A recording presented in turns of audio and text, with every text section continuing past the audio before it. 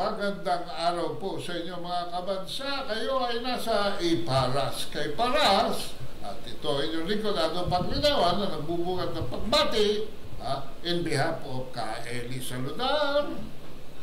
Okay, magandang araw po sa inyo. At ang ating sekretary. Magandang hapon po mga kababayan. Mga kababayan, alam mo, ang ating bansa ay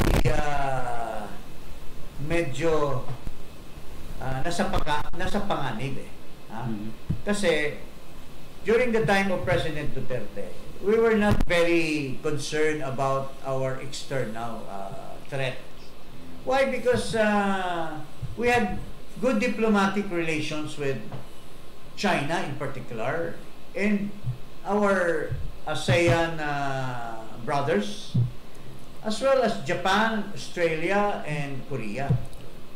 So, maganda ang because ang policy ni President Duterte was a friend of everyone, an enemy to none. Dependent foreign policy. And in fact, right after Marcos assumed office, he also reiterated the same. Pero ngayon, in the light of pumunta sa China, nakipaghalubilo siya doon kay Xi Jinping, bumalik siya sa Pilipinas, pumunta siya sa Amerika, mukhang nagkaayusan doon. At pagbalik niya, pinayagan na niya yung EDCA. So, this one has brought us closer to conflict, especially with China. Now, alam mo, ang tangi nating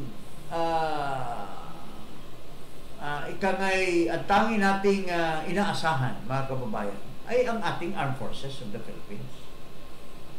So, when we talk of the armed forces, we talk of the Department of National Defense. We talk of the Army, the Navy, the Air Force, and the ano pa bang isa? Marines. Oh. So, sino ang namumuno ngayon? If you are concerned with our defense, external defense, because we are now not in good hands or not in good terms with China, you have to have a ready military, But are we really sure that we are safe with our military if there is a divided loyalty, especially the head of our military group, mga kababayan? Paring Eli, ano ba masasabi mo kung ang isang tao dual citizen? Ang isang tao ay hindi lamang pure Pilipino, kundi mayroon din siyang loyalty sa ibang bansa. Pero ako sa tingin ko, para sa isang pangkaraniwang Pilipino, walang problema yan. Pero kung ikaw ay hawak ng isang napakasensitibong posisyon sa gobyerno, that's exactly yan ang binabanggit mo. That's exactly what I'm... Kung ikaw ang... parang kay Trump, siya ang may hawak nung kung papuputukin niya yung sa Iran o hindi. Nakasalalay sa'yo. Kung may lahi siyang may lahi siyang taga-Lebanon, kung si Trump ay nagiging citizen or holding a Lebanon passport, pero renounce na niya at full American siya, do you really think that hindi maapektuhan yung desisyon niya? I'm just making that as an issue because hindi tayo makakasiguro. Pagka pure Filipino ka, natural born ka, wala kang ibang kinikilingan na bansa, makakatulog tayo dito sa tao nito, pure Filipino ito. Pero kung hinaluan mo na ng iba, mayroon na yung na-establish na ibang loyalties. Lalo na, if you are in business, mayroon kang malaking investment doon, matatakot ka na maubos yung investment mo. So parang paghatol yan sa korte, beyond reasonable doubt. There is reasonable doubt. Yes, it's not beyond reasonable doubt. Pero dito, alamin natin saan ba nanggaling ngayon yung allegation yan. What are we talking about? We're talking about the Secretary of National Defense who is another or is a citizen of another country. Okay. Defense Secretary Gilbert Teodoro, the man who oversees the country's defense, military strategy, and national security, holds a passport from Malta, making him a dual citizen of the Philippines and that European country. Documents obtained by the Manila Times show that Teodoro was issued passport number 1259234 on December 22, 2016, valid for 10 years. The passport lists Teodoro's full name, Gilbert Eduardo Gerardo Cojuangco Teodoro Jr., date of birth June 14, 1964, and place of birth Philippines. Under Philippine law and constitutional doctrine, dual citizenship is prohibited for public officials, particularly those with cabinet-level positions. Legal experts warn that Teodoro's foreign citizenship may not only be a technical violation, but a serious breach of national security with possible consequences ranging from disqualification to constitutional litigation. Okay. Ito po ay hindi galing sa mga social media practitioners. Hindi galing sa ano. This is coming from a research from a very high-profile columnist and coming from mainstream media. Mainstream media, which is Manila Times, a very prestigious print media. So, sinasabi po dito, paano nakalusot or bakit ka gustong magiging head ng secretary, maging head ka ng Department of National Defense when hindi ka naman pure. You have a Maltese citizenship.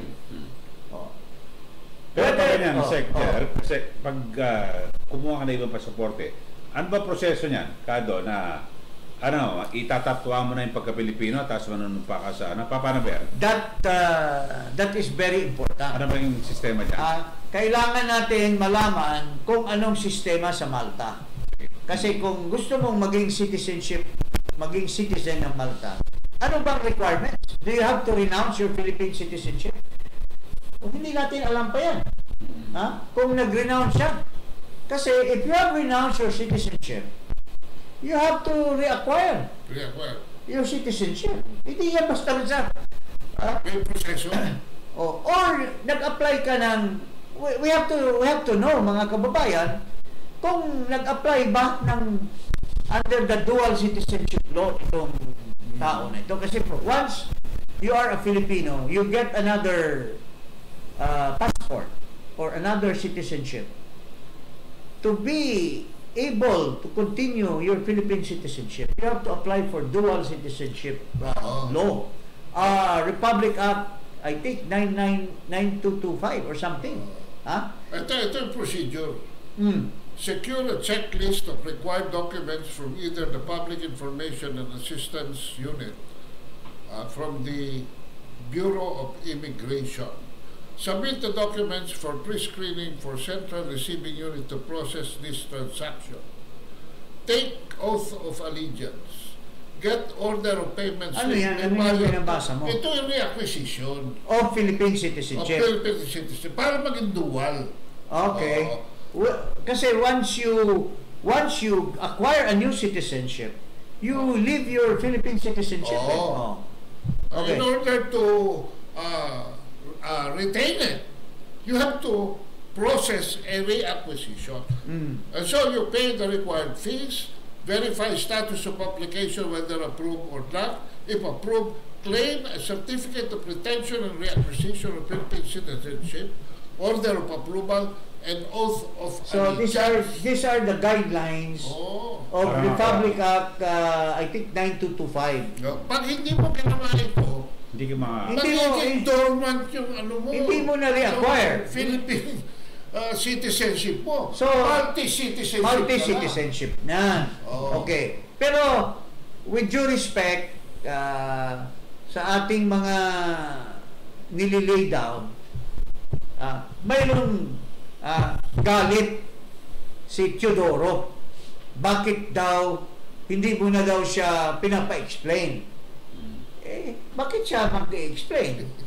Kung tayo na pansin natin na dual citizenship pala siya or multi-citizen siya, he has renounced his Philippine.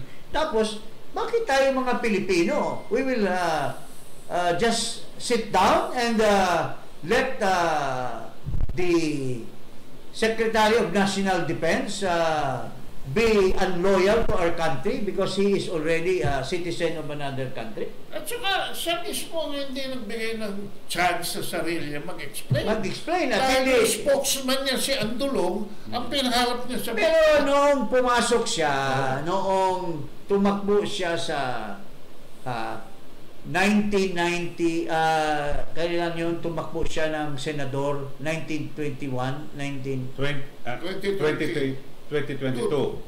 Yung uli kasi ang sinasabi 2021. Nung tumakbo siya noong 2022, during the debate, bakit walang nag-raise? Bakit ang COMELEC hindi tinitingnan upon his application to run for senator? Kailangan natural-born Filipino yon.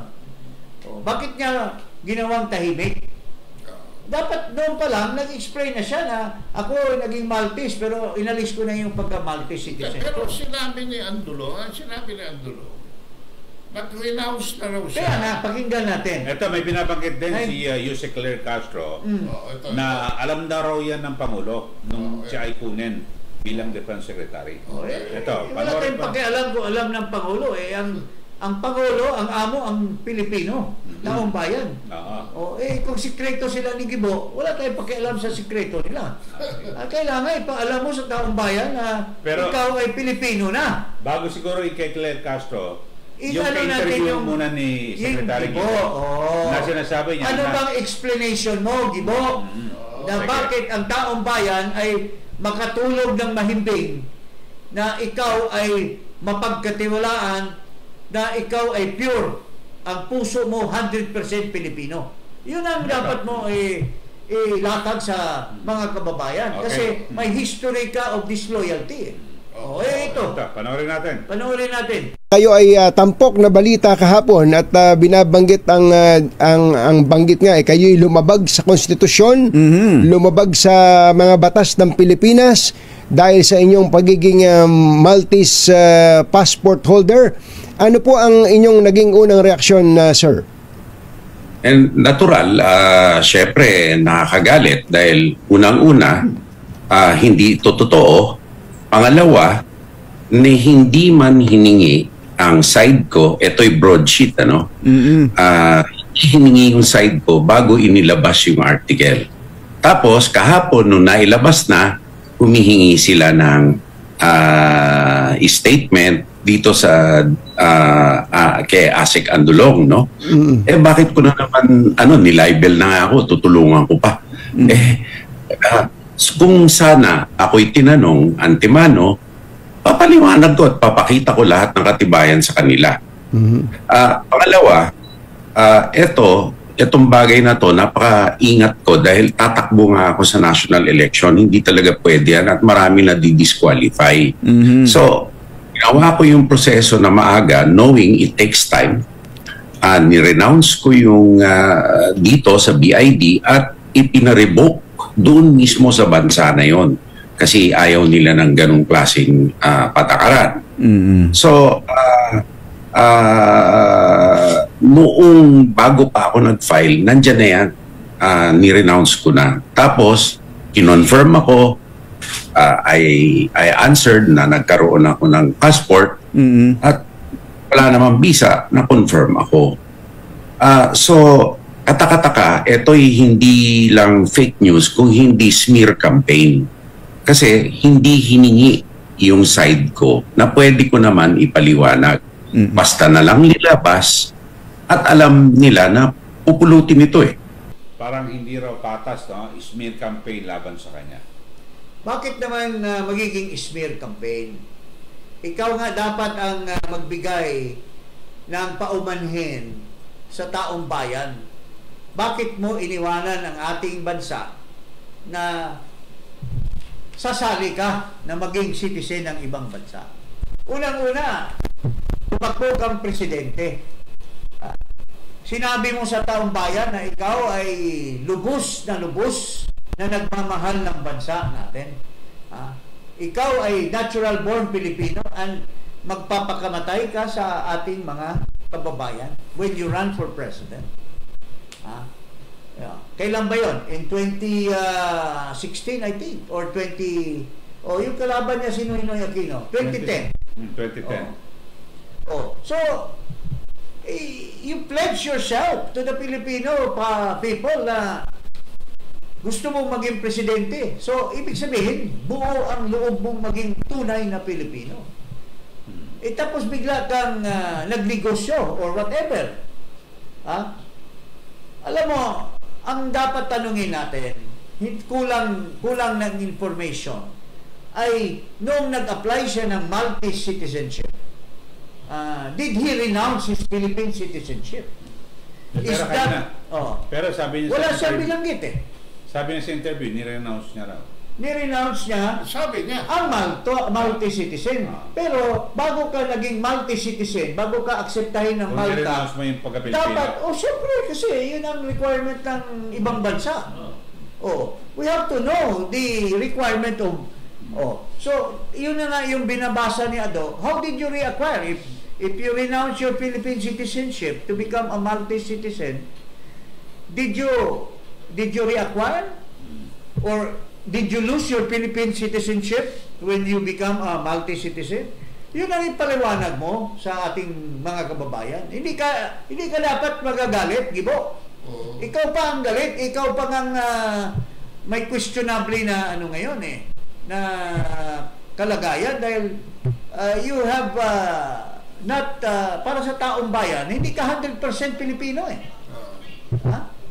Malay mo kung naukit na yung loyalty mo sa dibdib mo na pagka-Maltese.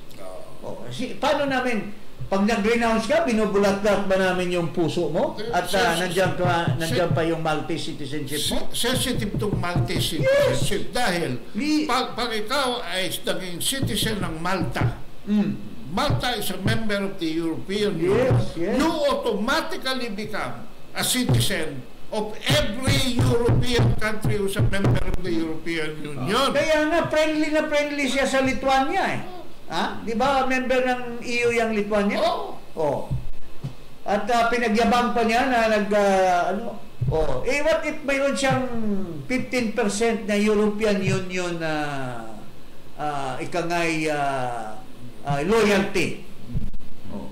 Tsaka hindi siya dapat magalit dahil the law is on his side. Nagiging dormant lang. Pwede naman niyang i-retain at reacquire. Pero, asan ang mga papeles? Asan ang papeles? Asan ang mga papeles? Pakita mo sa taong bayan. Bakit biglang tumahimik ang commission on appointment? Doon kay Erwin Tulfo. Na bulgar yun. Kaya nga hindi tumuloy si Erwin Tulfo bakit ikaw?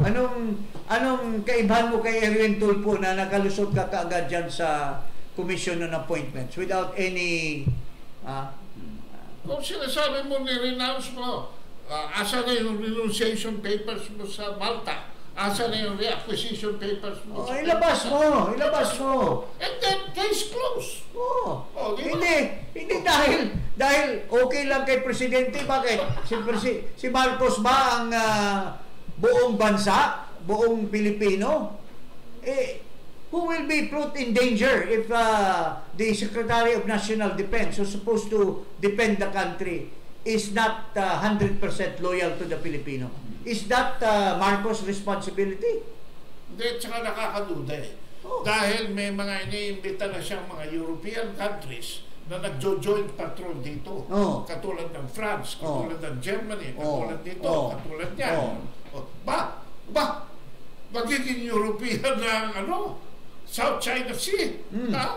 So, alam mo, ilabas mo lang yung mga papeles, tapos na ang boxing. Huwag kang masyadong magmamalaki na galit. Siyempre, galit ako. Bakit ka magagalit? Kang Pilipino nga dapat magalit sa'yo dahil you have betrayed the Filipino people. Sinikreto mo na naging citizenship ka ng EU, ng Malta. Oh. Tapos gusto mong maging high politician, high cabinet member. Hindi. Alam mo, you cannot just brush aside the Filipino people just because bata ka ni Marcos, just because uto-uto ka ni Marcos or uto-uto mo si Marcos. Ito may bearing din ito. Remember, sabi ni John Vic Remulla, we planned for the ouster of President Duterte. Now, kung hindi ka tunay na Pilipino, you will easily agree na ang isang tunay na Pilipino na tulad ni President Duterte ay pwede mong ipapwera. Kasama ka doon sa conspiracy na sinabi ni John Vic Remulla. Pinagamit mo pa Villamor Airways? Pinagamit mo pa, so, alam mo, ang Netherlands, pare, EU yan. EU? Anong malay natin? Ang Malta at saka, magkaisang yan, European Union Malay namin kung may coordination yung Malta sa ICC. At sinabihan ka ng Maltese government, Mr. Gibo, mayroon ka pang mga properties dito. Ayusin mo naman yan dahil tumatawag yung ICC sa amin. Member kami ng ICC. Ayusin mo naman dyan. Well, these are just our hunch. I will not saying that these are true, but these are possibilities, mga kababayan. So, huwag kang gagalit-galit na natuklasan. Pangalawa, have you renounced the Philippine citizenship because you became a Maltese? Have you reacquired Philippine citizenship? Yan ang mga tanong ng mga Pilipino.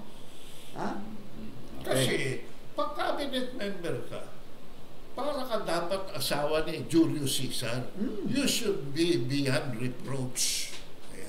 Yan ang kulang sa mga opisyalis natin. May mga history na ito of betrayal. In fact, ako mismo, huwag kang magalit sa akin na Gibo.